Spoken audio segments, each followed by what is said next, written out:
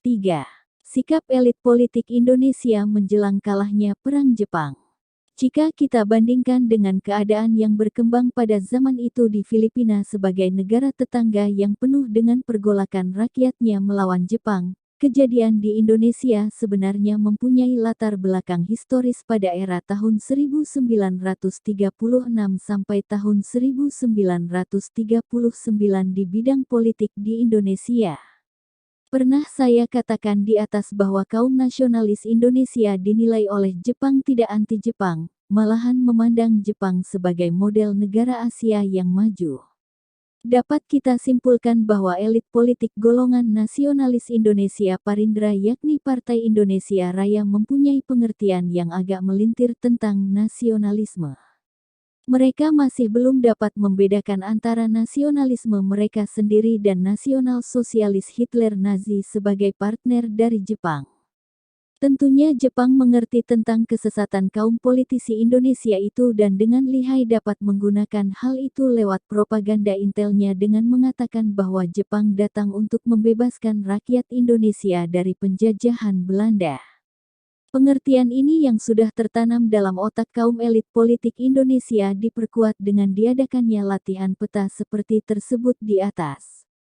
Kemudian Jepang menjanjikan kemerdekaan kepada para pemimpin rakyat Indonesia.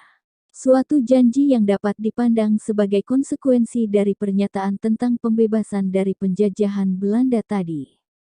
Sementara itu suatu keadaan objektif sedang mulai berkembang yaitu mulai terjadinya kemunduran dan serentetan kekalahan dalam medan peperangan di kawasan Lautan Pasifik dan di Uni Soviet dan Eropa yang diderita oleh tentara Hitler dan tentara Tenohheika.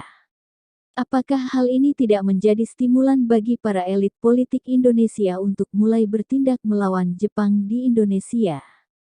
Rupa-rupanya kejadian-kejadian yang spektakuler di medan-medan perang tadi tidak dapat mempengaruhi keadaan di Indonesia. Apa yang menyebabkan kebekuan itu? Sebagai pemuda yang ingin bergerak pada saat itu kami merasa sangat gelisah seakan-akan tidak mempunyai pegangan yang pasti.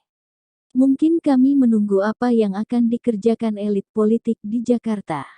Kami pada saat itu belum mempunyai atau belum tumbuh jiwa revolusioner atau belum terjadi leap atau mutasi dalam perkembangan evolusi mental kami. Kami masih berbicara hebat memamerkan teori-teori yang banyak dalam pertemuan-pertemuan di asrama Jalan Perapatan nomor 10.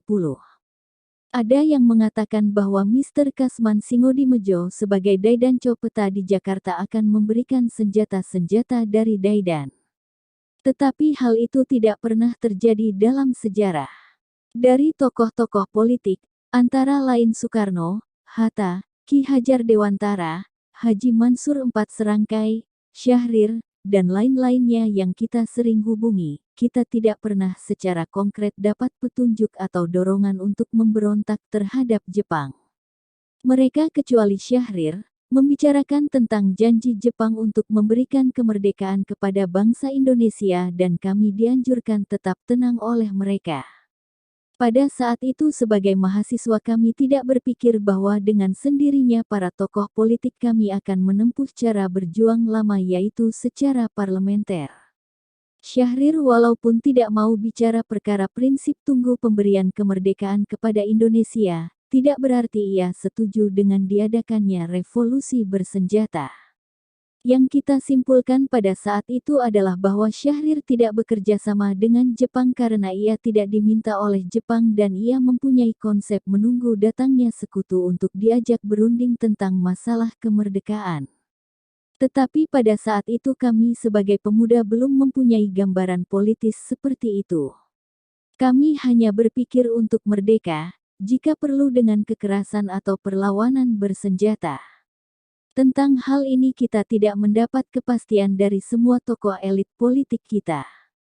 Ternyata semua kaum politik tua juga akan memakai cara lama seperti yang mereka pernah jalankan pada zaman Belanda.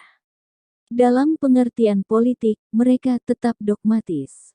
Hal yang saya huraikan ini adalah mengenai suasana di kalangan kelompok kecil intelektual di lapisan atas di kota Jakarta.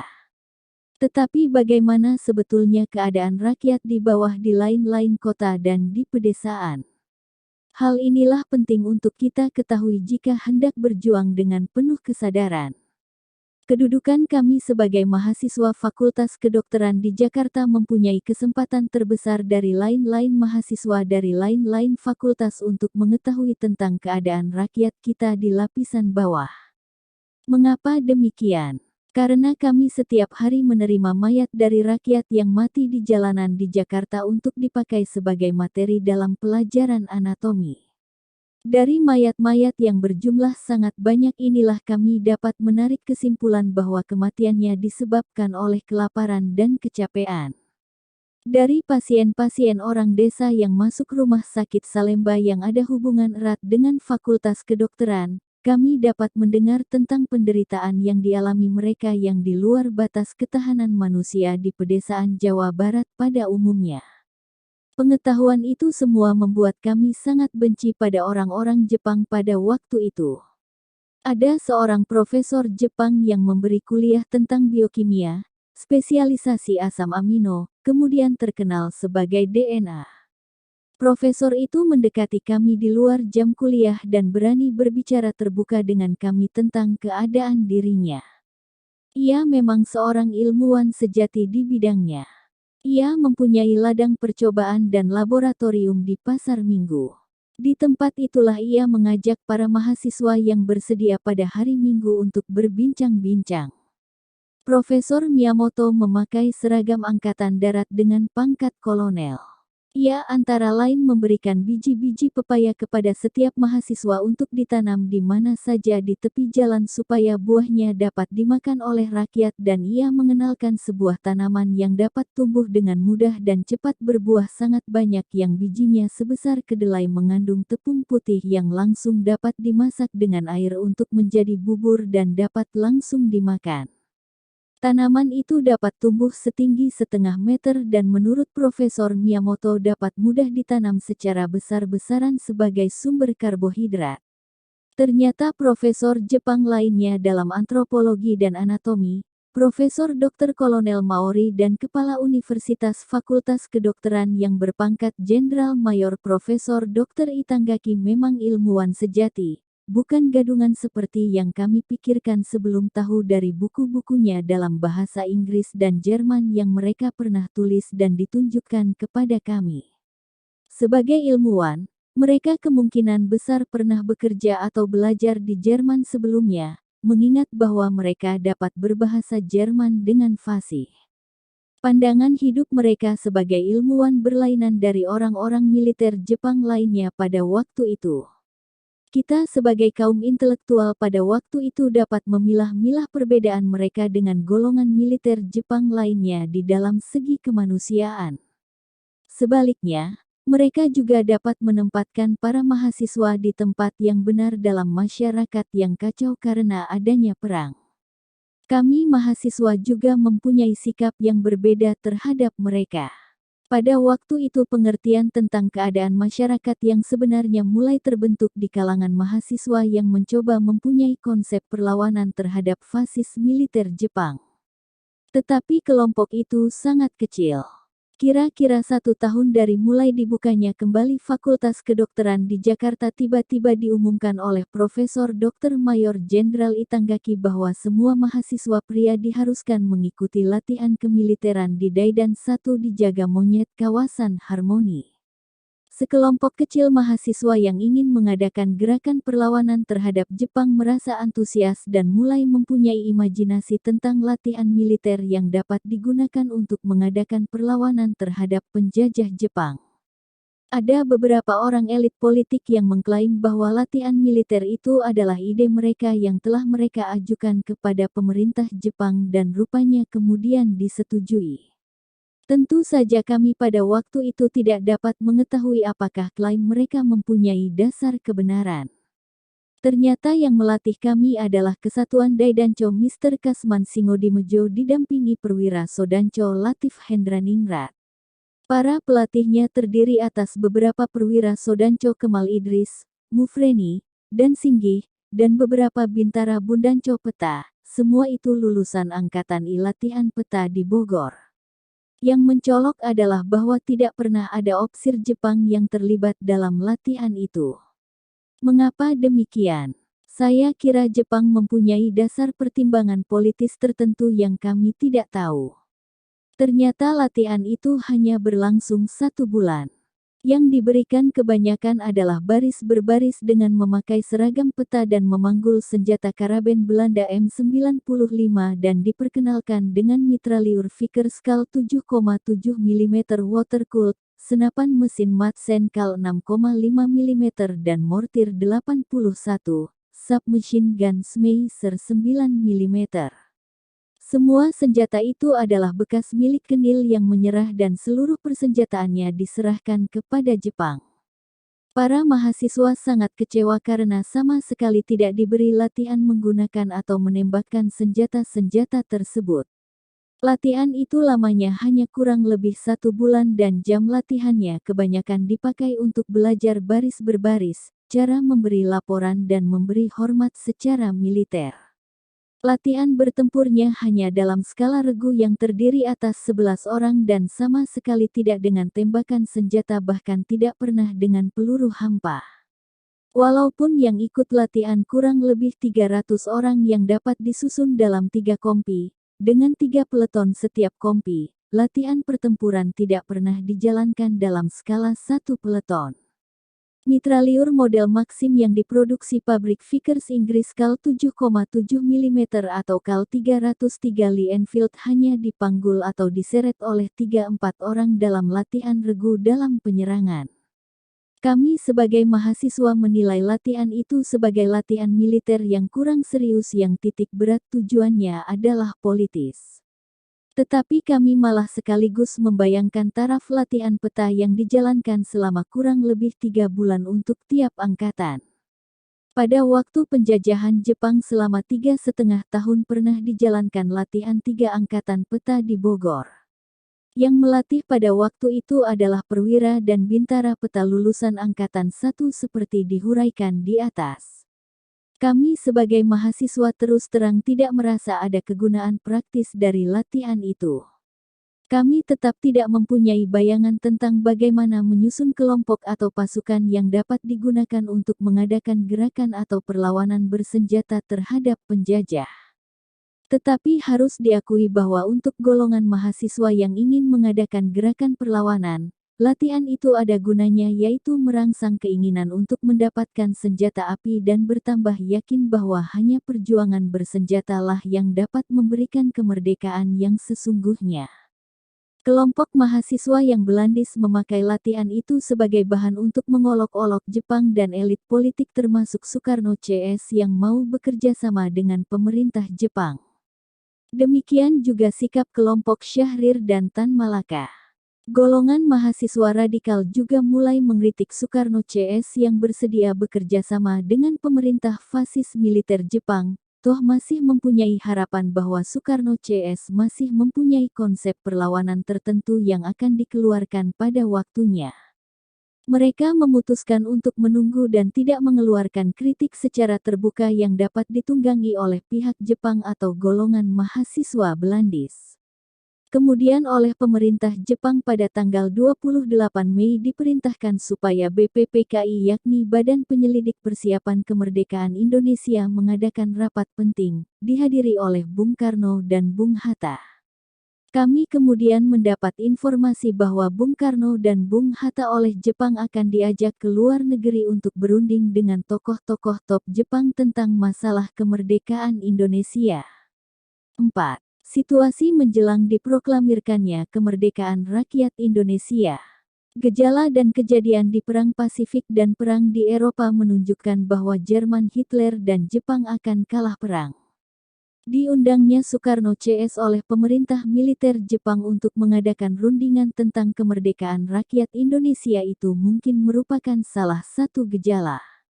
Berita itu oleh para pemuda pejuang diterima dengan skeptis dan tetap dengan kewaspadaan tinggi. Tetapi mereka dengan terus terang mengakui tidak mengetahui harus waspada terhadap apa. Soekarno CS telah kembali dari luar negeri dengan selamat. Mereka mengatakan bahwa kemerdekaan Indonesia sudah mendapat green light dari pemerintah pusat Jepang. Jadi sekarang tinggal membuat rencana untuk memproklamirkan kemerdekaan Republik Indonesia. Tetapi kalangan pemuda tidak dapat menerima begitu saja. Mereka mengharapkan selekasnya Soekarno CS mengadakan aksi yang konkret. Disitulah sekarang mulai terjadi situasi simpang siur di kalangan kelompok intelektual di Jakarta. Ada kelompok yang tidak setuju terhadap kemerdekaan yang diberi oleh Jepang dan mereka cenderung menunggu datangnya perwakilan sekutu di Indonesia. Karena mereka telah mendengar bahwa Jerman Hitler telah menyerah tanpa syarat kepada sekutu pada tanggal 7 Mei tahun 1945. Kelompok radikal berpendirian bahwa justru Jerman sudah kalah perang, kita harus menagih janji Daidancho Mr. Kasman Singodimedjo dan Sodancho Latif untuk menyerahkan seluruh persenjataan Daidan kepada mahasiswa, supaya bisa dipakai untuk menekan Jepang mengakui proklamasi kemerdekaan Republik Indonesia dan dengan demikian menghilangkan kesan bahwa kemerdekaan itu merupakan pemberian Jepang. Tetapi Daidancho Mr. Kasman Singodimedjo dan wakilnya Chudancho Latif Hendraningrat seakan-akan menghindar memberikan senjata itu kepada kami. Dengan sendirinya pemikiran untuk mengadakan gerakan bersenjata terhadap Jepang yang sudah dalam keadaan terjepit dan merasa akan kalah dalam perang, tidak realistis tanpa menggunakan senjata. Dapat dibayangkan bahwa para politisi yang selama itu kami anggap sebagai pimpinan, memilih merundingkan di antara mereka sendiri dan pejabat-pejabat Jepang cara bagaimana dan dalam bentuk apa mereka akan memproklamirkan kemerdekaan rakyat Indonesia. Beberapa orang dari golongan pemuda yang selama ini terus-menerus mengorbitkan dirinya sekeliling kaum elit politik ini diajak dalam perundingan itu. Bagi mereka, harus diakui bahwa masalah memproklamirkan kemerdekaan tentunya merupakan masalah yang sama sekali baru. Tetapi bagi Jepang masalah itu bukan hal yang sama sekali baru, karena Jepang setelah menduduki kota Manila di Filipina pernah memproklamirkan Republik Filipina dengan presidennya seorang Filipina yang mereka pilih dan tunjuk yaitu P. Laurel. Tetapi keadaan di mana hal itu terjadi sama sekali lain. Hal itu terjadi pada waktu zaman masih berkuasanya Jepang di medan perang di Kepulauan Filipina. Pada waktu itu MacArthur terpaksa diperintah mundur oleh Presiden Roosevelt dan mengevakuasi dua tokoh pimpinan Filipina ke Amerika untuk membentuk pemerintah Commonwealth Filipina in Exile. MacArthur diperintahkan untuk memegang pimpinan perang dan memimpin perang dari Australia. Tentang hal ini sudah pernah saya huraikan dalam bab sebelumnya. Kembali ke masalah proklamasi kemerdekaan Republik Indonesia. Pada waktu tegang itu ada kelompok-kelompok intelektual yang mempermasalahkan tentang kapan memproklamirkan kemerdekaan itu. Yang jelas, mereka sendiri dalam kebimbangan. Hal itu tercermin bahwa mereka masih memerlukan Soekarno-Hatta untuk memproklamirkan kemerdekaan. Entah bagaimana jalan pikiran mereka, sampai mereka mengambil keputusan, dengan alasan bahwa di Jakarta akan terjadi gerakan revolusioner besar-besaran, membawa dua orang tokoh ini ke Rengas Dengklok yang sebetulnya tidak terjadi apa-apa, padahal katanya sudah terjadi gerakan revolusioner. Ternyata semua rencana mereka menjadi kacau. Soekarno-Hatta setelah menunggu di Rengas Dengklok secara percuma terjadi revolusi di Jakarta, dibawa kembali ke Jakarta yang masih dalam situasi relatif tenang tidak seperti yang diprediksikan atau diisukan oleh kelompok revolusioner itu. Kejadian ini merupakan contoh bahwa suatu situasi yang sangat tegang dapat mempengaruhi secara psikologis jalan pikiran manusia yang dapat menimbulkan suatu hoaks atau lelucon besar tersebut. Seperti yang ditunjukkan sejarah, proklamasi kemerdekaan Republik Indonesia terjadi dalam situasi yang relatif tenang. Dari pihak Jepang pun nampaknya tidak ada sedikit pun upaya untuk mengacaukan proses proklamasi kemerdekaan Republik Indonesia yang ditandatangani oleh Soekarno-Hatta dan dibacakan oleh Soekarno atas nama rakyat Indonesia pada tanggal 17 Agustus tahun 1945 di Pegangsaan Timur Jakarta dan kemudian disebarluaskan lewat radio ke seluruh dunia. 5. Dampak psikologis dari Proklamasi Kemerdekaan Republik Indonesia. Sesuai dengan tema buku ini, kita akan meninjau apakah Proklamasi Kemerdekaan Republik Indonesia menjadi stimulan timbulnya pemikiran militer di benak elit politik bangsa kita pada saat itu. Apakah kejadian dalam sejarah bangsa kita yang besar itu bisa menjadi stimulan yang hebat terhadap proses alam pemikiran para pemimpin generasi tua dan para pemuda pejuang?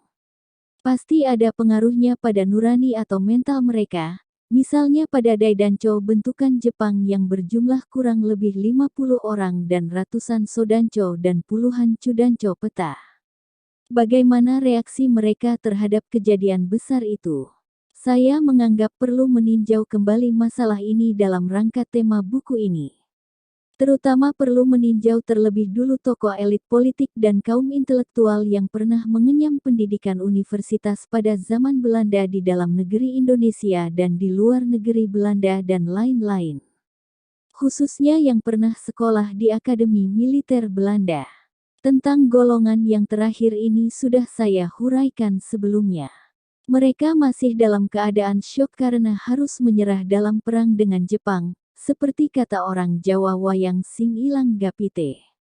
Tentang 50 orang Daidancho tadi menjadi jelas setelah Jepang melucuti dan membubarkan peta pada tanggal 22 Agustus tahun 1945, 5 hari sesudah proklamasi kemerdekaan dan 13 hari sesudah Jepang menyerah tanpa syarat pada sekutu. Apa mungkin Jepang dengan sengaja menunda perlucutan senjata dan pembubaran peta? Jika demikian, mengapa? Karena pembubaran dan perlucutan senjata sudah harus serentak dengan penyerahan senjata dari tentaranya termasuk Kesatuan Heiho pada tanggal 9 Agustus tahun 1945 kepada sekutu. Di dalam ilmu militer, semua tindakan itu harus menurut rencana. Jadi, tidak dilucutinya peta oleh Jepang pada tanggal 9 Agustus tahun 1945 pasti suatu gejala kejadian yang sesuai dengan rencana pimpinan tentara Jepang di Jawa. Apakah barangkali Jepang menganggap 5 hari itu cukup untuk memberi kesempatan kepada 50 Daidancho melaporkan diri dan menyatakan setia kepada Republik Indonesia yang baru berdiri? Ternyata waktu 5 hari itu tidak digunakan oleh para Daidancho itu dan Jepang terpaksa melakukan perlucutan dan pembubaran peta sebagai reaksinya, sesuai dengan ketentuan hukum internasional tentang apa yang harus dilakukan oleh pihak yang kalah perang.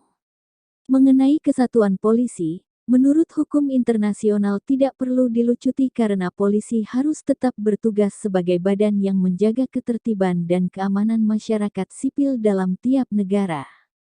Karena itu Jepang tidak membubarkan atau melucuti kesatuan kepolisian yang terdiri atas orang-orang pribumi di seluruh Indonesia. Yang perlu kita perhatikan dalam meninjau keadaan sekitar proklamasi Republik Indonesia adalah fenomena yaitu mulai adanya benih-benih perpecahan di kalangan pemuda intelektual pada waktu itu. Jelas nampak pada waktu itu bahwa golongan pemuda intelektual di Jakarta sudah mengalami diferensiasi.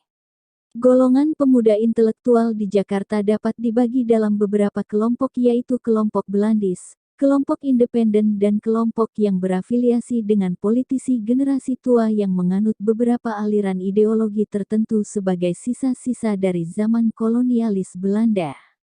Kelompok Belandis pada hari-hari awal datangnya perwakilan Sekutu sudah membuka tabirnya sendiri dengan langsung pergi ke negeri Belanda dengan kesempatan pertama yang ada.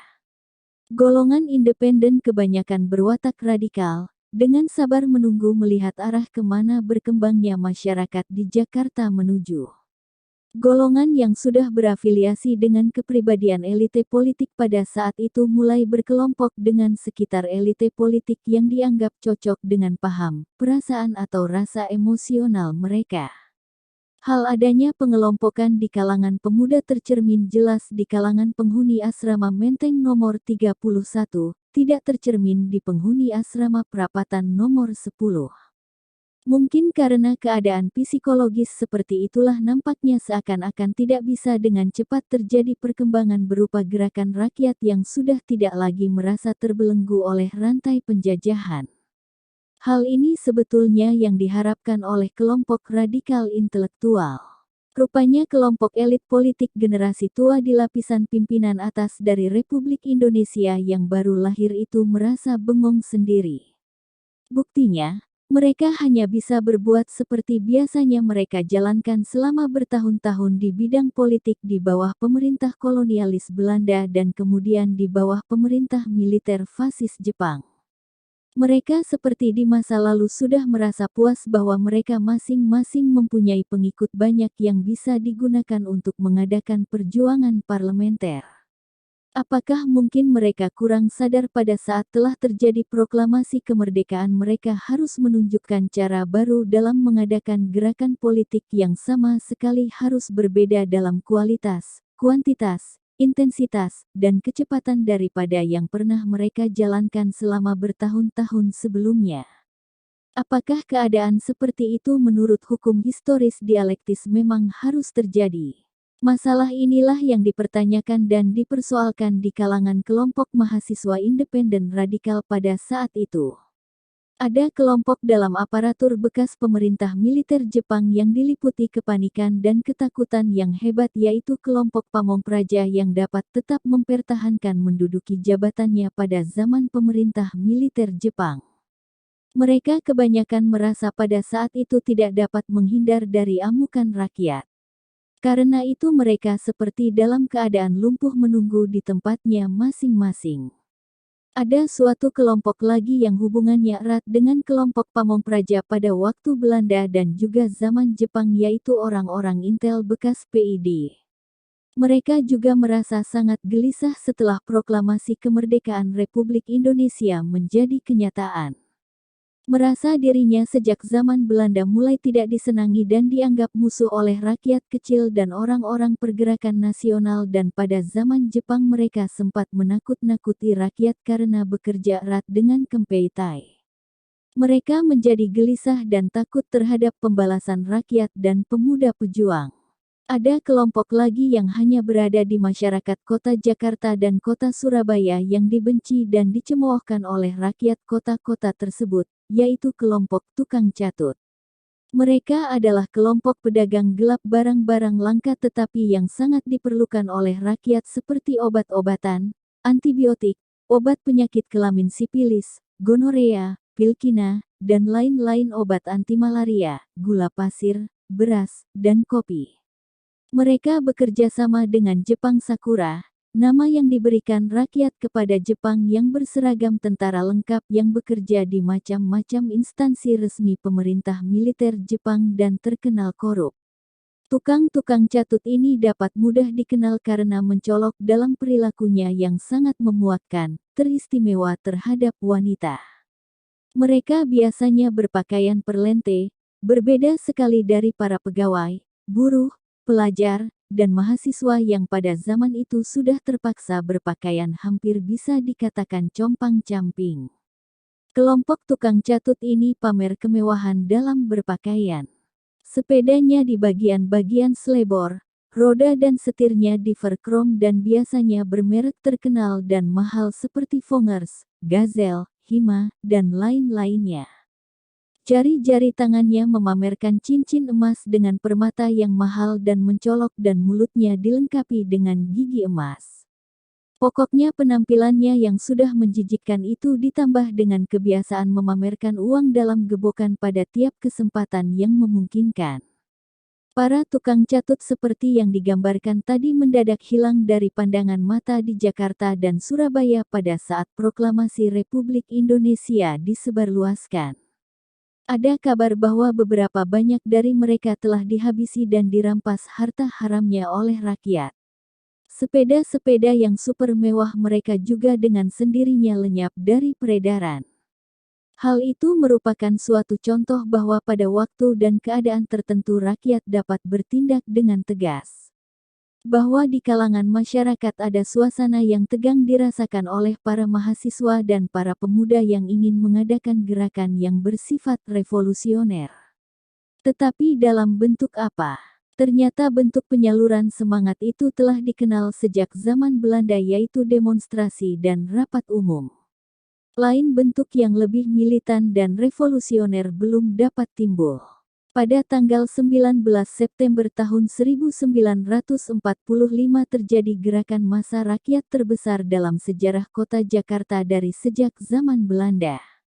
Massa rakyat besar itu berkumpul di lapangan Gambir yang pada zaman Jepang diubah namanya menjadi lapangan Ikada.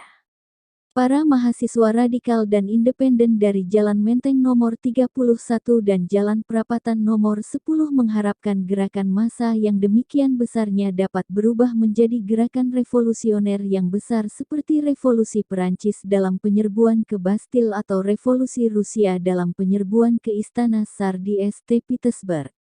Tetapi terus terang harus diakui oleh mereka kemudian bahwa mereka sendiri tidak tahu bagaimana seharusnya bertindak untuk mencapai harapan tersebut.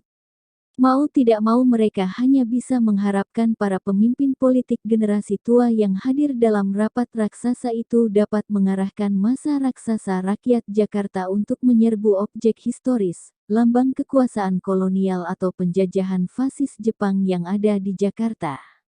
Mereka sendiri berada di tengah-tengah massa rakyat yang besar itu. Nampak juga polisi negara yang bersenjata pedang dan pistol. Satu unit prajurit Jepang yang kelihatan hanya pasif menjaga, tidak bertindak menghalang-halangi atau membubarkan rapat raksasa itu tentunya sesuai dengan perintah atasannya. Nampak juga beberapa bekas sodanco peta berpakaian sipil karena sudah dilucuti oleh Jepang pada tanggal 22 Agustus memakai setelan jas dan pantalon berwarna terang berjalan mendampingi Bung Karno, Hatta, Ali Sastroamidjojo, dan lain-lainnya. Soekarno pada kesempatan itu tidak berorasi mengobarkan semangat seperti yang diharapkan oleh kelompok mahasiswa radikal tadi. Bung Karno sebagai pembicara tunggal pada saat itu, menganjurkan supaya massa rakyat secara tertib kembali menjalankan pekerjaan masing-masing. Anehnya, massa rakyat yang luar biasa besar itu dengan tertib membubarkan diri dan pergi ke tempatnya masing-masing. Kemudian para mahasiswa di asrama Jalan Prapatan nomor 10 dengan perasaan agak kecewa mendiskusikan peristiwa yang baru saja mereka saksikan siang hari itu. Mahasiswa kedokteran dalam asrama Jalan Prapatan 10 menarik kesimpulan atas dasar pemikiran psikologis sesuai dengan studi kedokterannya bahwa kita memang tidak dapat menuntut para pemimpin generasi tua kita untuk berbuat lain karena alam pikiran dan mental mereka tidak dapat bersikap agresif secara fisik. Mereka bertahun-tahun dalam perjuangannya cenderung tidak mau keluar dari aturan parlementer meskipun berani mengambil risiko masuk ke dalam tahanan pemerintah kolonial Belanda.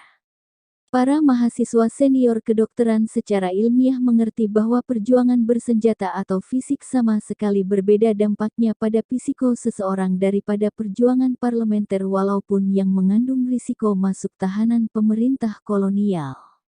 Pada umumnya, sikap generasi pemimpin elit politik Indonesia terhadap kolonialis Belanda selama karir politik mereka hanya mengenal cara berjuang parlementer.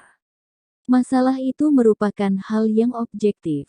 Tetapi para mahasiswa kelompok radikal itu menarik kesimpulan bahwa proklamasi kemerdekaan Republik Indonesia hakikat sebenarnya adalah pernyataan perang ultimatum terhadap kolonialis Belanda dan sekutunya.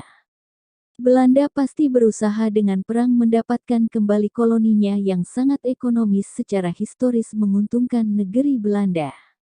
Jika para pemimpin politik Indonesia tidak berpikir demikian dan berpikir hanya dengan cara diplomatis dapat mempertahankan kemerdekaan Indonesia, adalah keterlaluan dan menunjukkan dogmatisme yang kebablasan. Jika kelompok radikal mahasiswa berpikir lebih tegas menilai para pemimpin itu, mereka bisa mengatakan bahwa para pemimpin generasi lebih tua itu egois, yang merasa bahwa tujuan akhir pribadi mereka sudah tercapai dan dapat melanjutkan perjuangan politis mereka dengan cara lama yaitu diplomatis parlementer. Dengan berpikir lebih mendalam mereka dapat menyimpulkan bahwa memang sudah ada kesenjangan psikologis atau kesenjangan antara dunia pemikiran mereka yang radikal dengan dunia pemikiran para pemimpin elit politik generasi tua.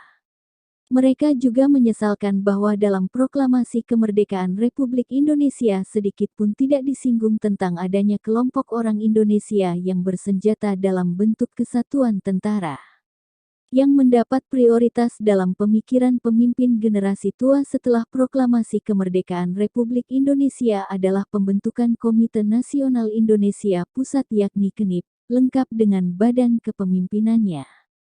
KNIP selesai terbentuk pada tanggal 22 Agustus tahun 1945, bersamaan dengan perlucutan dan pembubaran peta oleh Jepang.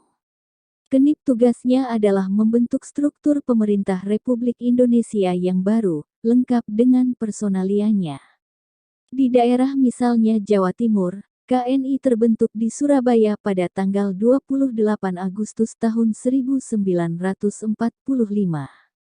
Ketua KNI Jawa Timur dipimpin oleh tokoh politik tua yang terkenal, Dul Arnowo Arek Suroboyo yang pernah ditangkap dan ditahan di markas besar Kempeitai di Surabaya dan KNI Surabaya dibentuk dengan Ketua Ruslan Wongsokusumo bukan Ruslan Abdul Ghani. Berdasarkan tinjauan tersebut di atas secara objektif dapat disimpulkan bahwa proklamasi kemerdekaan Republik Indonesia bukan merupakan permulaan dari suatu revolusi sosial yang menyeluruh. Sebagai golongan intelektual kita harus menyadari dan menyelaraskan pikiran dan tindakan kita dengan situasi yang objektif itu. Tetapi hal itu sama sekali tidak berarti bahwa sebagai orang yang progresif revolusioner kita harus pasif dan puas diri pada waktu itu. Berdasarkan pemikiran itu golongan mahasiswa yang independen radikal harus berani melepaskan diri dari daya tarik kaum elite politik generasi tua. Kita harus keluar dari orbit mereka yang relatif monoton dan statis itu. Kita harus mempunyai escape velocity yang cukup besar untuk keluar dari tarikan gravitasi mereka, justru karena kita sudah merasa merdeka. Berarti kita harus berani langsung menyeburkan diri ke dalam masa rakyat yang menginginkan perubahan kehidupan sebagai orang yang merdeka. Tempat kita adalah di tengah-tengah masa rakyat yang ada di daerah-daerah. Kota Jakarta sudah jenuh dengan formalitas-formalitas dari orang-orang yang merasa tujuan akhirnya sudah tercapai. Jalan pemikiran seperti inilah yang merupakan embrio pemikiran militer progresif dari bangsa yang baru merasa merdeka. Ternyata cara berpikir seperti itu kebenarannya dapat dibuktikan oleh perkembangan masyarakat di Surabaya sebagai ibu kota Jawa Timur pada bulan Agustus, September, Oktober, November, Desember tahun 1945. Bab ke-14. Dampak Proklamasi Kemerdekaan Republik Indonesia di Kota Surabaya. Begitu kabar tentang Proklamasi Kemerdekaan Republik Indonesia terdengar oleh rakyat Surabaya, radio stasiun di Jalan Embong Malang diduduki oleh para pemuda kampung-kampung sekitarnya di bawah pimpinan salah seorang pegawai pemuda Sukirman dan disiarkan teks proklamasi dalam bahasa Madura oleh R.P. Jakfar, yang dapat dimengerti oleh rakyat di Pulau Madura dan sebagian besar rakyat di Jawa Timur bagian timur. Nama Jepang Hoshio Kyoku Surabaya dari pemancar radio itu diganti dengan RRI Surabaya.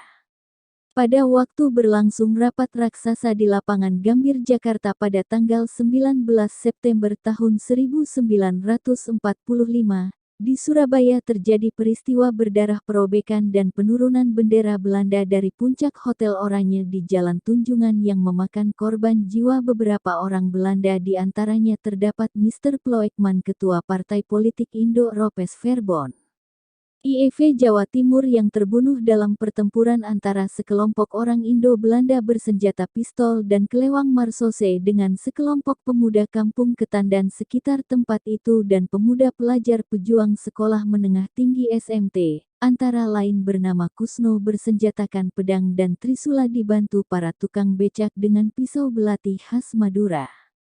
Insiden bendera berdarah di Hotel Oranye ternyata dampaknya luar biasa terhadap keadaan yang sudah tegang sekali di kota Surabaya. Para pemuda kampung dan rakyat mulai bergerak. Rapat Raksasa 2 diselenggarakan di Tambaksari dengan persiapan yang lebih matang daripada Rapat Raksasa 1 di Pasar Turi pada tanggal 17 September tahun 1945. Semua unit pengeras suara mobil dikerahkan dan pengibaran bendera merah putih lebih banyak lagi dikibarkan di mana-mana. Seluruh rakyat Surabaya kelihatan sibuk. Rupanya dengan terjadinya insiden bendera pada tanggal 19 September itu rakyat mulai sadar tentang sasaran dan tujuan gerakan mereka. Slogan-slogan yang terdengar diteriakkan adalah bunuh semua orang Belanda dan mata-matanya. Siap bertempur dan lain-lain ucapan revolusioner. Yang dimaksudkan sebagai mata-mata Belanda adalah anggota Rapwi, yang mendadak datang dari Jakarta diantar oleh seorang mahasiswa Jakarta yang rupanya tidak mengerti sama sekali tentang gentingnya situasi di Surabaya pada waktu itu. Mahasiswa dari Jakarta itu adalah kelompok Syahrir. Mahasiswa itu tidak sadar telah berada dalam keadaan yang berbeda sama sekali daripada keadaan di Jakarta, di mana ia selama itu berkecimpung di kalangan elit politik yang tidak dapat menilai keadaan sebenarnya. Kelompok elit politik itu pandangannya subjektif miopik terhadap keadaan sebenarnya yang telah berkembang di Surabaya. Ia berbicara tentang hukum internasional tentang prisoners of war dan lain-lain yang dianggap tidak pada tempatnya diucapkan pada waktu itu oleh kelompok mahasiswa kedokteran gigi Surabaya yang sudah tergabung dalam BKR Jawa Timur. Organisasi BKR telah dibentuk pada awal September dan organisasi BPKKP, Badan Penolong Keluarga Korban Perang, dan BPP, Badan Pembantu Prajurit, yang dibentuk oleh pemerintah Surabaya, Jawa Timur pada tanggal 3 September tahun 1945, dilebur dalam organisasi BKR, karena dua organisasi tersebut dianggap sudah tidak relevan lagi dengan situasi dan kondisi pada waktu itu. BKR terbentuk pada tanggal 9 September tahun 1945 dalam gedung GNI yang bersejarah, 1 bulan sesudah Jepang menyerah kepada sekutu. Berbeda dengan Rapat Raksasa Jakarta di Lapangan Gambir tanggal 19 September tahun 1945, pada Rapat Raksasa di Tambaksari Surabaya para wakil organisasi pemuda memakai kesempatan itu untuk mengeluarkan isi hatinya secara bebas dan semangat. Misalnya Abdul Wahab Ketua BKR Karesidenan Surabaya menyatakan bersedia bila perlu, menjadi bom berjiwa untuk menghancurkan musuh-musuh Republik Indonesia.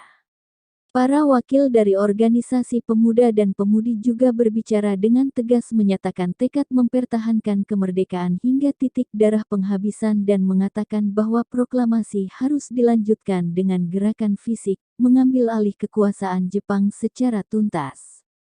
Menurut mereka, pemuda harus melaksanakan tugas ini tanpa menunggu perintah lebih lanjut dari pusat, karena isi proklamasi sudah cukup jelas dan harus dengan segera dilaksanakan. Kekerasan yang dilakukan oleh penentang kemerdekaan harus dibalas dengan kekerasan. Gema Rapat Raksasa Tambaksari berkumandang ke seluruh pelosok Surabaya meningkatkan ketegangan hingga ke titik puncak. Jiwa pemuda Surabaya diresapi oleh semangat yang mendorong mereka bertindak maju secara revolusioner. Hal itu tercermin dalam rapat organisasi AMI yakni Angkatan Muda Indonesia. Organisasi ini dibentuk atas inisiatif pemerintah Jepang. Tentunya Jepang memberikan restu berdasarkan tujuan supaya dapat memantau, mengawasi, dan bila perlu menggunakan organisasi-organisasi pemuda yang pernah bekerja di kantor-kantor bekas pemerintah Belanda. Organisasi-organisasi itu pernah dilarang dan dinonaktifkan oleh pemerintah Belanda. Ruslan Abdul Ghani ditunjuk oleh Jepang untuk menjadi ketua. Terpengaruh oleh agitasi yang dilontarkan para pemuda dalam Rapat Raksasa Tambaksari, para pemuda pegawai yang tergabung dalam AMI mengadakan rapat organisasi pada tanggal 23 September tahun 1945 di Paviliun Gedung GNI di Jalan Bubutan. Dalam rapat itu mayoritas anggota yang hadir setuju menjalankan apa yang dikehendaki para pemuda dalam rapat raksasa Tambaksari, yaitu segera bertindak mengambil alih kekuasaan Jepang yang diinterpretasikan oleh mayoritas pemuda pada rapat itu, terutama sebagai tindakan merebut senjata yang sudah dikumpulkan Jepang dengan dijaga ketat tentara Jepang di beberapa tempat di kota Surabaya. Fakta bahwa orang-orang Indo-Belanda dan Belanda bekas interogator yang datang dari Jakarta, bersama perwira-perwira petugas Belanda Rapwi, ternyata semuanya bersenjata. Provokasi pengibaran bendera Belanda sebagai demonstrasi anti-Indonesia merdeka harus diimbangi secara setimpal, tidak usah menunggu instruksi terperinci dari pusat. Isi proklamasi kemerdekaan RI sudah cukup menjadi dasar untuk bertindak. Pemuda harus mendapatkan senjata, karena musuh kemerdekaan RI bersenjata. Ketua AMI pada rapat itu tidak menyatakan dengan tegas setuju dengan mayoritas anggota. Ruslan Abdul Ghani dinilai bersikap tidak tegas oleh para pemuda, dan pada saat itu juga dalam rapat itu, ia didaulat oleh para pemuda anggota AMI untuk turun dari pimpinan. Karena keberadaan organisasi AMI yang disponsori oleh Jepang sudah dianggap tidak relevan lagi dengan aspirasi pemuda pejuang dalam situasi revolusioner pada saat itu. AMI diputuskan harus meleburkan diri ke dalam Organisasi Pemuda Republik Indonesia atau PRI yang telah dibentuk pada tanggal 22 September, 3 hari sesudah insiden bendera berdarah di Hotel Oranye di Jalan Tunjungan. PRI bermarkas di Jalan Merdeka Nomor 1, dahulu Prinseseland pada zaman Belanda, diketuai oleh Sumarsono, bekas pemuda pegawai kantor pemerintah zaman Belanda. PRI berkembang cepat, mungkin karena daya tarik namanya yang melambangkan persatuan dan independen, yaitu Pemuda Republik Indonesia, yang cocok dengan situasi masyarakat pada saat itu. Merupakan suatu keunikan pada waktu itu adalah bahwa kelompok pemuda pejuang apapun boleh dengan inisiatif sendiri membentuk kesatuan PRI, hanya pemimpin kelompok tinggal menghubungi markas PRI tersebut. Jadi, PRI bukan monopoli kelompok berideologi politik tertentu dalam revolusi Surabaya. Kemudian kelompok-kelompok pemuda kampung bersenjata dapat menamakan kelompoknya sebagai kesatuan atau pasukan PRI jika mau. Sesudah itu pemimpin yang terpilih secara alami hanya tinggal melaporkan diri di Jalan Merdeka Nomor 1 Surabaya. Apa yang saya uraikan di atas merupakan bukti bahwa suatu keadaan genting dan berbahaya dalam kehidupan masyarakat dari suatu bangsa dapat menjadi stimulan timbulnya konsep pemikiran militer untuk mempertahankan atau bela diri pada rakyat bangsa itu. Itu yang telah terjadi pada bulan September tahun 1945 di kota Surabaya. Tindakan Mr. Ploegman CS dan perwira-perwira Rapwi untuk mengibarkan bendera kerajaan Belanda ditambah dengan kenyataan bahwa mereka dan kelompok Indo-Belanda bekas kenil yang dapat lolos dari kamp interogator itu bersenjata menyebabkan bangkitnya pikiran pemuda untuk mendapatkan senjata. Pikiran mereka telah dikeluarkan dalam rapat raksasa di Tambaksari yang terjadi tidak lama kemudian. Timbullah gagasan militer yang walaupun masih sederhana tetapi dapat terus tumbuh kembang dalam suasana yang semakin tegang pada waktu itu. Rakyat Surabaya telah mencium bau darah, dan mungkin karena itu naluri primitif untuk mempertahankan diri timbul pada saat itu secara massal. Beberapa hari setelah terjadi rapat raksasa di lapangan Tambaksari, massa rakyat dan pemuda kampung pada tanggal 26 September tahun 1945 menyerbu masuk ke markas Jepang di Gedung Don Bosco di daerah Sawahan bernama Katsura Butai, dengan Komandan Jepang Mayor Hashimoto. Seluruh senjata api beberapa jenis beserta amunisi dan alat peledak yang terkumpul di tempat itu dalam jumlah besar, dikuras habis oleh massa rakyat yang sudah mengamuk. Gerakan rakyat pada hari sebelumnya untuk merebut senjata di tempat itu menjadi kacau karena ulah bekas Daidanco Peta bernama Muhammad yang juga bekas asisten Wedana zaman Belanda dan seorang pemuda Sutomo kemudian dikenal dengan sebutan Bung Tomo, yang merupakan pegawai Sendenbu Jepang, jawatan penerangan dan propaganda Jepang dengan memakai pengeras suara yang mereka dapat dari kantor Sendenbu Jepang melerai semangatnya rakyat yang sedang bergerak menyerbu untuk mendapatkan senjata. Dua orang itu menganjurkan supaya rakyat menunggu instruksi dari pemerintah pusat. Masa rakyat menjadi ragu mungkin karena digunakannya mobil pengeras suara oleh kedua orang itu. Tetapi beberapa kelompok tidak mau mendengarkan dan tetap mengambil senjata berupa karaben dan pistol dari markas itu. Malam itu pemuda dari kampung-kampung sekitar Don Bosco, Kedung Doro, Kedung Klinter, Pasar Kembang, dan Sawahan dengan perasaan sangat dongkol dan menyesal mengapa tidak jadi merampas senjata sore tadi, berkumpul. Mereka memaki-maki dua orang itu mengecapnya sebagai orang-orang kontra revolusi, dan bertekad mengulangi gerakan mendapatkan senjata. Mereka melaksanakan niat itu dengan massa yang jauh lebih besar esok harinya seperti yang dihuraikan tadi.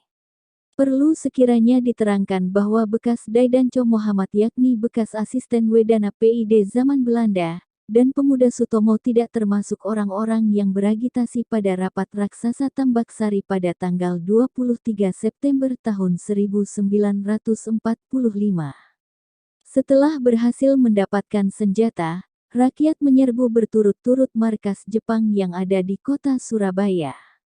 Markas besar marinir Jepang di Gubeng diserbu tembakan mitraliur dan karaben, tetapi karena rintangan sekitar markas itu sulit ditembus para pemuda, serbuan macet pada tengah hari sehingga dipikirkan untuk menggunakan mortir 81 dan Tekidanto mortir kecil 4 cm. Tetapi cara itu tidak dapat dijalankan sehubungan dengan rapatnya pengepungan dan luar biasa besarnya massa rakyat yang ingin menyerbu dan tidak mau mundur agar bisa digunakan mortir. Semua pemuda berebut hanya ingin maju menyerbu dan mendapatkan senjata. Selama itu mitraliur di atas viaduk Gubeng terus menembaki markas marinir tetapi tidak mempunyai efek yang berarti karena lapangan tembak tertutup oleh atap gedung-gedung di sekelilingnya. Untungnya perwira tinggi pimpinan Angkatan Laut Jepang, yang mungkin termasuk orang yang berideologi lain dari fasisme, menyetujui prinsip Indonesia merdeka. Ia setuju diadakan perundingan dan kesatuan besar marinirnya dievakuasi ke tempat evakuasi tentara Jepang yang menyerah di kompleks pasar malam tahunan di Ketabang yang tidak jauh letaknya dari markas besar marinir itu. Senjata seluruh kesatuan marinir jatuh di tangan pemuda pejuang. Tentang perebutan di Don Bosco dan markas besar marinir Jepang, baca buku Memoir Hario Kecik 1.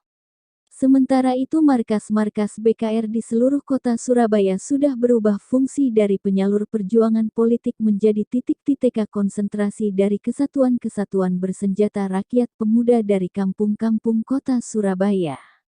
Pada waktu itu boleh dikatakan seluruh kekuatan tentara Jepang di dalam kota Surabaya sudah dikuasai oleh pemuda pejuang. Kecuali markas besar Kempeitai di pusat kota Surabaya yang belum dijamah. Para pemuda dengan sengaja belum menjamah markas Kempeitai di daerah pasar besar di sentrum kota Surabaya. Sebabnya adalah bahwa hampir semua orang di Surabaya mempunyai penilaian yang sama tentang markas besar Kempeitai seluruh Jawa itu, yaitu bahwa pasukan badan intelijen militer seperti Gestapo Hitler, terdiri atas orang-orang pilihan dilihat dari sudut militer tentang kualitas perorangan dan pengalamannya dalam Perang Pasifik. Jadi sebagai pemuda kita setuju bahwa sebaiknya menyerbu dan menguasai dahulu semua markas tentara Jepang yang ada di kota Surabaya, dan setelah itu baru menyerbu markas besar Kempeitai. Mungkin jatuhnya semua markas tentara dan instansi militer di dalam kota Surabaya ada pengaruhnya secara psikologis terhadap mental para komandan kesatuan di markas besar Kempeitai. Hal yang penting lagi adalah bahwa hampir seluruh pemuda kampung Surabaya pada saat itu memegang senjata dan kendaraan lapis baja dapat dikerahkan untuk menggempur markas besar Kempeitai. Boleh dikatakan bahwa pada saat itu kaum pemuda pejuang di Surabaya secara perorangan dan kolektif sudah mempunyai pemikiran militer walaupun dalam bentuk embrional. Secara cepat diadakan pertemuan semua tokoh pemuda pejuang bersenjata untuk menyerbu markas besar Kempei Tai di Pasar Besar serentak pada tanggal 1 Oktober tahun 1945 mulai pada jam 7 pagi. Semua mitraliur berat ditempatkan di atas viaduk kereta api yang dapat menembak sasaran musuh, yaitu Kompleks Gedung Megah bekas Raad van Justisi Belanda. Mahkamah Justisi Belanda, suatu kompleks gedung yang besar dan indah tipe Yunani kuno yang dahulu merupakan kebanggaan kolonialis Belanda. Dengan sengaja para pejuang menentukan jam 7 sebagai permulaan penyerbuan. Jadi, dalam keadaan terang benderang, mengingat prajurit Kempei Tai diduga ahli perang malam dan pada siang hari musuh tidak dapat menggunakan kelebihannya itu. Semua pemuda dan rakyat kampung bersenjata api lengkap dengan granat tangan dan persediaan peluru cukup. Ada beberapa pemuda yang memegang tombak pusaka nenek moyangnya, tetapi di samping itu mereka membawa pistol atau beberapa granat tangan. Mereka dapat menerobos rintangan kubu-kubu dari beton di depan gedung markas itu dan menyusup dari belakang dan samping kompleks besar. Tembak-menembak seru terjadi, mitraliur-mitraliur di atas viaduk terus menyanyi. Para pemuda dapat bergerak sampai mepet tembok-tembok gedung di samping dan sampai di tangga marmer tinggi di bagian depan gedung. Tentang jalannya pertempuran merebut markas Kempei Tai ini secara terperinci, baca buku memoir Hario Kecik 1 dan 2. Setelah tembak-menembak sengit sampai pukul 16 dengan menimbulkan puluhan korban, markas Kempei Tai dapat diduduki oleh para pemuda kampung Surabaya. Pertempuran mungkin akan terus berjalan sampai sehari semalam suntuk jika tidak terjadi intervensi dari pimpinan teratas tentara Jepang, Mayor Jenderal Iwabe, supaya Komandan Kempei Tai menghentikan tembak-menembak. Hal itu menunjukkan lagi bahwa di kalangan atas, pimpinan tentara Jepang ada kelompok-kelompok yang mempunyai ideologi lain daripada fasisme Hitler, mungkin golongan sosialis demokrat Jepang. Tetapi pada malam itu beberapa orang pemuda tidak mau mundur pulang. Kelompok kecil dari kurang lebih 14 orang itu tetap bersikeras menduduki markas Kempei Tai, sayap kanan gedung.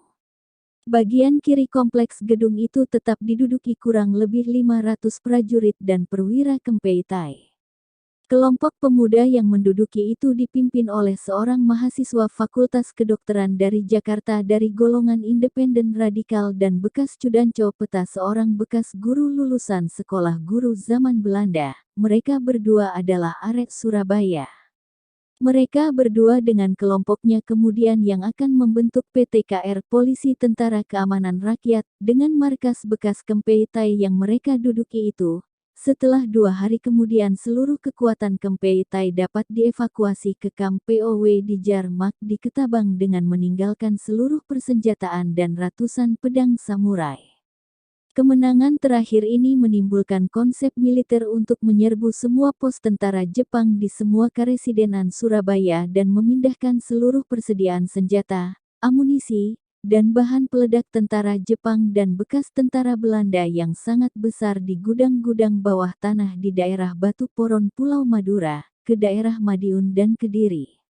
5 hari setelah jatuhnya Kempei Tai, rakyat dan pemuda Surabaya mengadakan defile kemenangan dengan memperagakan beberapa tank dan kendaraan berlapis baja, meriam-meriam otomatis penangkis udara kaliber 4 cm yang mereka rebut dan truk-truk militer Jepang yang digunakan untuk menarik meriam-meriam itu diikuti beberapa ribu rakyat dan pemuda kampung dan pelajar yang semua bersenjata senapan dan mitraliur ringan. Barisan defile mulai berjalan dari tempat lonceng di Simpang sampai Jembatan Merah. Sepanjang jalan mereka menembakkan senjata ke atas, mereka semua dalam keadaan mabuk kemenangan. Kawat rem listrik di beberapa tempat sempat putus diterjang peluru.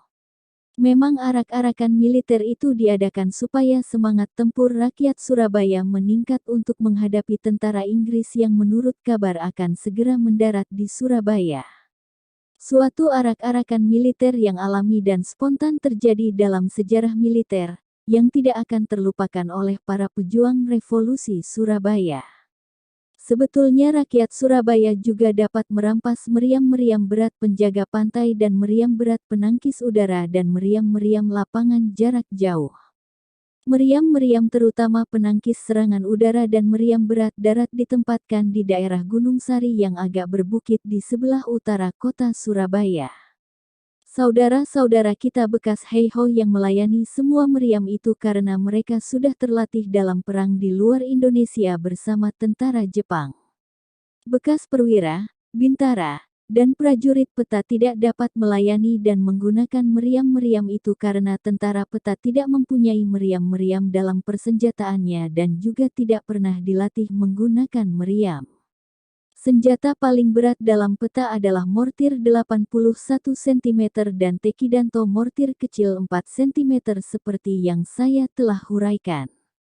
Jadi, pada waktu tentara Inggris mendarat di pelabuhan Surabaya, boleh dikatakan bahwa rakyat Surabaya sudah bersenjata api dan mempunyai semangat tempur tinggi dan sanggup mempertahankan kemerdekaan yang baru diperoleh dari apapun dan siapapun.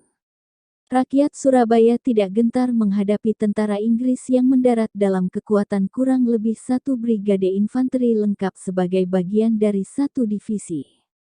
Keadaan psikososiologis masyarakat kota Surabaya seperti itu merangsang nurani massa rakyat untuk membentuk konsep militer walaupun masih sederhana untuk menghadapi ancaman tentara Inggris yang mendarat berdasarkan imajinasi atau secara konkret. Sebelumnya itu sebagian dari divisi tentara Inggris sudah didaratkan di Pelabuhan Tanjung Priok, Jakarta dan di Semarang. Di Jakarta, tentara Inggris tidak mendapat perlawanan secara besar-besaran dari pihak rakyat. Pemerintah Republik Indonesia masih di Jakarta, belum pindah ke Yogyakarta. Pemerintah Republik di Jawa Timur mendapat instruksi dari pusat untuk membiarkan tentara Inggris menjalankan tugas sekutu mengurus dan mengumpulkan tentara Jepang yang sudah menyerah untuk selanjutnya ditransportasikan ke negara Jepang. Tentara Inggris yang mendarat di Indonesia mengharapkan diterima dan dieluk-elukan oleh rakyat sebagai tentara pembebasan rakyat Indonesia dari jajahan tentara Jepang seperti halnya tentara Amerika menerima penghargaan di Manila, Filipina dan Hong Kong pada saat pendaratannya. Dari fakta bahwa pemerintah Surabaya menerima instruksi untuk tidak mengganggu tentara Inggris yang mendarat dapat ditarik kesimpulan bahwa pemerintah pusat Republik belum memahami sepenuhnya apa yang telah terjadi sesungguhnya di awal bulan Oktober di kota Surabaya. Bahwa pikiran psikologis rakyat sudah berubah total, pemerintah pusat Republik di Jakarta tidak sadar, karena yang dipakai tolok ukur pemikirannya adalah situasi di Jakarta yang relatif masih tenang, walaupun pada permulaan bulan Oktober terjadi pengacauan yang dilakukan oleh kelompok-kelompok bekas interniran anggota Kenil yang terdiri atas Indo, Belanda dan Ambon dari Batalion X yang bermarkas di kawasan Senen. Rakyat Jakarta sendiri belum bangkit dan mengamuk seperti halnya di Surabaya. Jadi harus diakui adanya kesenjangan antara pemerintah pusat di Jakarta dan pemerintah daerah di Surabaya. Mungkin pemerintah pusat hanya menerima laporan yang berat sebelah dari orang-orang Rapwi dan orang-orang yang ditugaskan menghantar orang-orang Rapwi yang ternyata bekerja sama dengan orang-orang seperti Mr. Ploekman yang garis politiknya anti-Indonesia Merdeka yang telah ditunjukkan secara jelas dalam insiden bendera merah putih biru yang memakan korban jiwa itu. Mungkin latar belakang dekrit pemerintah tanggal 5 Oktober tahun 1945 asal inspirasinya dari fakta bahwa rakyat Surabaya sudah mendapat semua senjata ringan, senjata berat, dan lain-lain alat perang Jepang dan bekas Belanda yang ada di Jawa Timur dan secara nyata dapat membentuk kekuatan bersenjata terdiri atas kurang lebih 140.000 orang. Mengapa saya bisa mengatakan demikian? Karena situasinya akan berbeda seandainya pemerintah mengeluarkan dekrit itu tidak lama sesudah saat terjadinya proklamasi. Mungkin jalannya sejarah Republik Indonesia akan lain. Tetapi lebih baik atau lebih buruknya kita semua tidak dapat mengetahuinya pada waktu itu. Mungkin memang lebih baik seperti yang telah terjadi. Konfrontasi melawan secara fisik kekuatan kolonialis Inggris dengan demikian terpusat di Surabaya pada saat itu. Perlawanan terhadap Inggris dengan pertempuran terjadi juga di Ambarawa dalam skala jauh lebih kecil daripada yang terjadi di Surabaya. Baru kemudian sesudah tahun 1946 kita tahu bahwa memang Inggris berada di pihak Belanda dan diam-diam membantu upaya kolonialis Belanda untuk mendapatkan kembali koloninya. Dalam rangka strategi besar Belanda tersebut, Inggris membantu membentuk bridgehead di Jakarta, Semarang, dan Surabaya seperti diterangkan dalam bukunya PMH Groen berjudul Marsroutes en Dwalsporen yang menjelaskan militer strategi Belanda di Indonesia tahun 1945 sampai tahun 1950, dikeluarkan oleh Seksi Historis dari Koninklijk Leger Belanda Den Haag 1991.